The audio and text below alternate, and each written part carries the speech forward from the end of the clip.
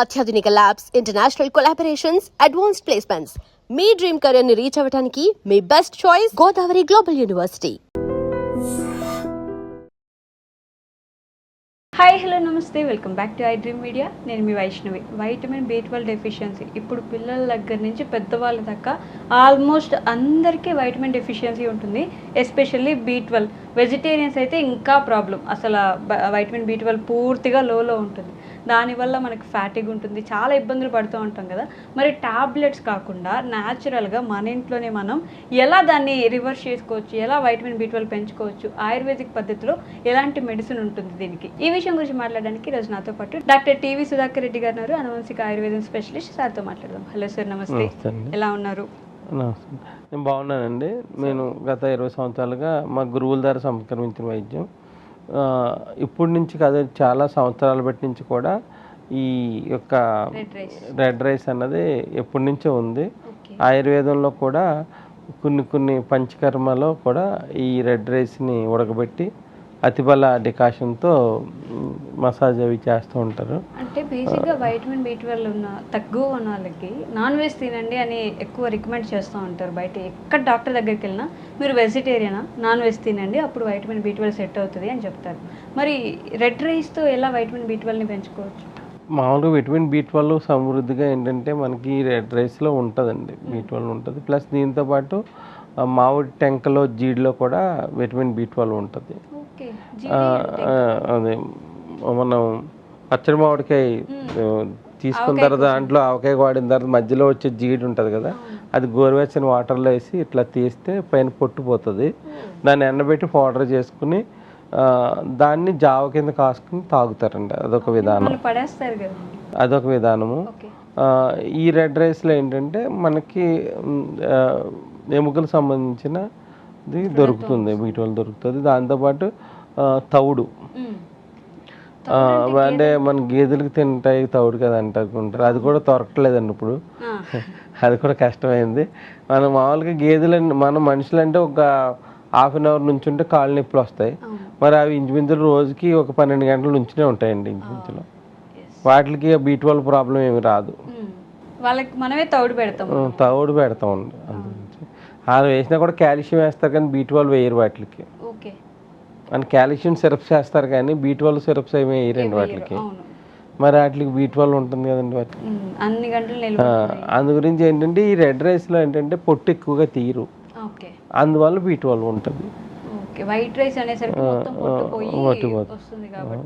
ఉండదు. ఉంటే మనకి దొరికే వాటిలో ఏంటంటే గుమ్మడి గింజల్లో ఉంటుంది. ప్లస్ దీంట్లో మనకి రెడ్ రైస్లో ఉంటుంది. పిల్లలకి మానకన్నా మనం రెడ్ రైస్ జావ ఇచ్చుకున్నాం అనుకోండి, దానివల్ల మనకి పిల్లలకి B12 బాగానే ఉంటుంది. దాంతోపాటు అప్పుడప్పుడు మష్రూమ్స్ ఉంటాయి, పుట్టగొడుగులు ఉంటాయి, అవి పెట్టుకోవచ్చు.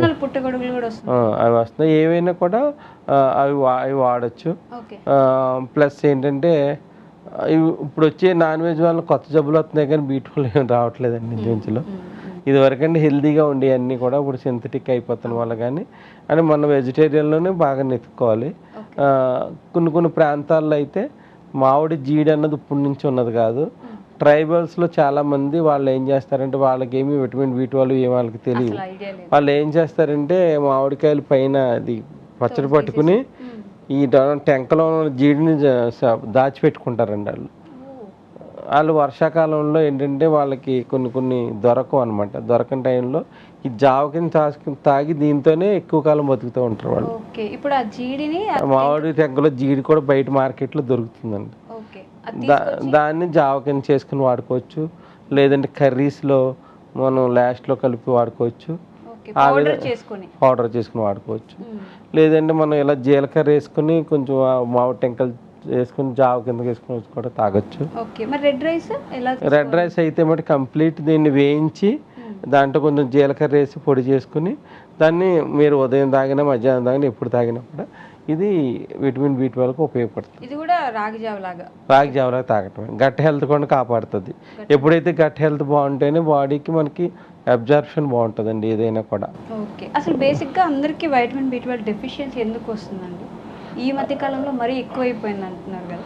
ఈ మధ్య అంటే ఇది మనం పాలిష్ తక్కువ రైస్ తినటం వల్లనే అవుతుంది. ఇప్పుడు ఎవరైనా కూడా వైట్ రైస్ తింటున్నారు తప్ప ఎవరు పాలిష్ తక్కువ రైస్ ఎవరో తిన్నా ఏదో ఒక వారానికి ఒకసారి అట్లా తింటున్నారు అనమాట.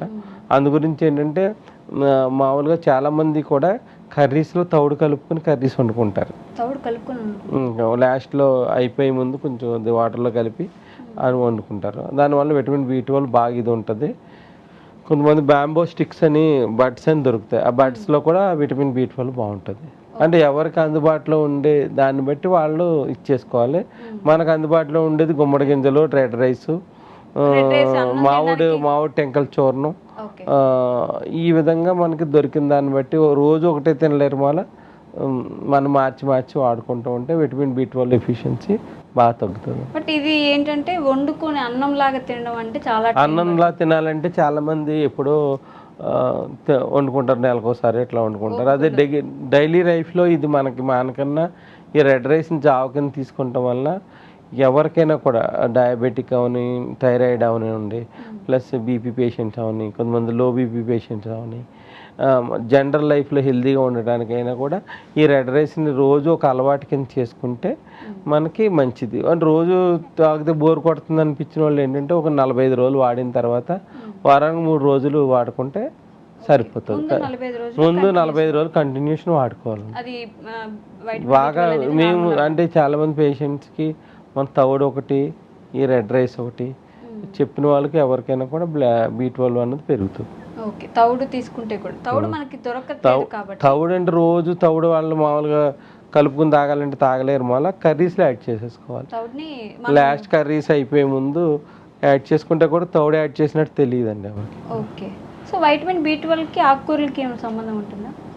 సంబంధం ఉండదు. సో ఈ రెడ్ రైస్తో మనం మీరు కలుపుకొని టేస్ట్గా చేసుకోవాలి అంటే ఒక ఫర్ సపోజ్ 1 కిలో రైస్ తీసుకున్నారనుకోండి, దాన్ని వేయించాలి. మనం వేయించి కొంచెం మంచి వాసన వచ్చే వరకు వేయించుకుని మంచి స్మెల్ వస్తుందండి. వేయించుకున్న తర్వాత మనం పేలాలు వేసుకుంటాం కదా, అది వేగితే ఎంత మంచి స్మెల్ వస్తుందో అంత మంచి స్మెల్ వస్తుంది. ఒక 2 టేబుల్ స్పూన్లు జీలకర్ర వేసుకోవాలి, ఎక్కువ వేసుకోకూడదు. అంతే వేసుకుంటే చేదు వస్తుంది. అది కొంచెం 2 టేబుల్ స్పూన్లు వేసుకోవాలి. అవి వేయించినప్పుడు దగ్గర పడుతున్నప్పుడు వేసుకుంటే మెత్తగా పౌడర్ చేసేసుకున్న తర్వాత దీన్ని జావ చేసుకున్నప్పుడు మట్టుకి చాలామంది ఏంటంటే ఒకేసారి బలం వచ్చేయాలని 4 స్పూన్లు వేసుకుంటారు రెడ్ రైస్. 1 స్పూనే వేసుకుంటే బాగుంటుంది, దానికి టేస్ట్ బాగుంటుంది. ఇంకా అంటే చిక్కగా ఉంటుంది కదండి. ఆ విధంగా చేసుకుని కొత్తిమీర పొద్దున వేసుకోవచ్చు టేస్ట్కి. పిల్లలకు కావాలంటే క్యారెట్ తురుము కింద వేసుకోవచ్చు, అంటే వాళ్ళు ఇష్టంగా తినడానికి. దాంట్లో మనం సాల్ట్ వేసుకోవచ్చు, అంటే రాళ్ళు ఉప్పు అయినా వేసుకోవచ్చు, సైంధవ అయినా వేసుకోవచ్చు. వేసుకుని నిమ్మరసం కూడా పిండుకోవచ్చు. అంటే మనం అంటే రోజు టేస్ట్గా చేసుకుంటే రెగ్యులర్గా వాడతారు. చాలామంది ఏంటంటే ఈ రెడ్ రైస్ని ఇలా పౌడర్ కింద చేసేసుకుని కొత్తిమీర పుదీనా కూడా ఎండబెట్టేసుకుని దీంట్లో కలిపేసుకుంటారు. దీంట్లో కలిపేసుకుంటారు అంటే రోజు ఇన్స్టెంట్గా తెచ్చుకోకన్నా దాంట్లో కొత్తిమీర పుదీనా కూడా కనపడుతూ ఉంటుంది. ఇంకా వాళ్ళకి టేస్ట్గా వాడతారు. ఆ విధంగా మీరు సాల్ట్ వేసుకుని చాలా టేస్ట్ ఉంటుంది. కొంతమంది పెరిగేసుకునే అలవాటు ఉన్నది అనుకోండి, దీంట్లో కొంచెం పెరిగేసుకుని కూడా తీసుకోవచ్చు. అంటే జావలో కొంతమంది పెరిగేసుకుంటారు, అలా కూడా వేసుకోవచ్చు. కాకపోతే రెడ్ రైస్ కన్నా 3 టేస్ట్ ఉంటుందండి. ఈ జావా రెడ్ రైస్ జావా అంత టేస్ట్ ఉంటుంది. ఎవరైతే దీర్ఘకాలికంగా నడుము నొప్పితో వాటితో బాధపడుతున్న వాళ్ళకి నడుము నొప్పి పెరక్కన్నా ఆ స్టేజ్లో ఆగిపోతుంది, పెరక్కన్నా ఉంటుంది. ఎక్కువసేపు నీరసం రాకన్నా ఉంటుంది. అసలు చాలామందికి ఏంటంటే ఈ వైట్ రైస్ ఇవన్నీ తినడం వల్ల ఏమవుతుంది, గమ్మున నీరసపడిపోతారు. గమ్మున అరిగిపోతుంది కదండి, గమ్మున స్లోగా అరుగుతుంది అది. అందువల్ల ఎక్కువసేపు ఎనర్జీ ఉంటుంది. రోజుకి ఒక 2-3 గ్లాసుల వరకు కన్జ్యూమ్ చేయొచ్చు, ఇబ్బంది ఏముండదు. అంటే కష్టం ఉన్న వాళ్ళు అయితే 3-4 గ్లాసులు తాగొచ్చు, కష్టం లేని వాళ్ళు అయితే 2 గ్లాసెస్ వరకు తాగొచ్చు. దీనివల్ల ఫుడ్ కన్జంప్షన్ తగ్గుతుంది. మళ్ళీ ఎవరైనా ఓవర్ వెయిట్ ఉన్న వాళ్ళు కూడా కొంచెం వెయిట్ కూడా తగ్గుతుంది. కంటిన్యూషన్ తీసుకోవచ్చు అండి. 2-3 టైమ్స్ ఏ డే. మార్నింగ్ టిఫిన్ అయిపోయిన తర్వాత 1-2 గంటల తర్వాత తీసుకోవచ్చు. తీసుకుంటే 1 గంట 2-3 వరకు ఆకలి అయ్యదు. మళ్ళా సాయంత్రం భోజనం అయిపోయిందో 3:30-4 తీసుకుంటే మనం 7-8 భోజనం చేసినా కూడా అప్పటి వరకు ఆకలి అయ్యకుండా ఉంటుంది.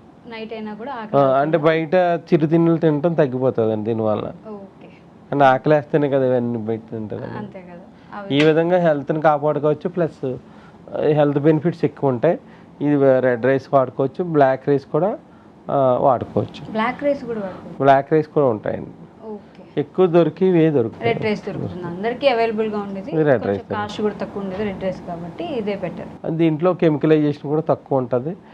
ఎక్కువ పురుగుల మందులు వేసి పండించారండి ఇవి. పొట్టు కూడా ఎక్కువ తీయరు కదా. కెమికల్స్ వాడి పండించారు ఇవి రెడ్ రైస్ ఎక్కువగా. చాలా వరకు ఆర్గానికే చేస్తారు. ఓకే ఓకే అండి, థ్యాంక్ యూ. ఓకే అండి. And for more videos, Please subscribe to iDream. Please subscribe to iDream. Please subscribe iDream. And please subscribe to iDream. For more videos, subscribe to iDream. Please like, share and subscribe to the channel. Congratulations, iDream. Subscribe to iDream. Subscribe to iDream. so subscribe to iDream Media. iDream team andarki huge congratulations. Please subscribe iDream Media. Please subscribe to iDream. Subscribe iDream. Please subscribe to iDream. iDream అంటే నా కళల ఛానల్ను subscribe చేసుకున్న నోరు తిరుగుతలేదు, మీరైతే గంట గుర్తు కొట్టండి. For more such videos, please subscribe to iDream. Subscribe to iDream. Please subscribe to iDream. Please subscribe iDream Media. Please do subscribe to iDream. Please subscribe to iDream Media. For best entertainment and information, please subscribe iDream. And don't forget to subscribe to iDream.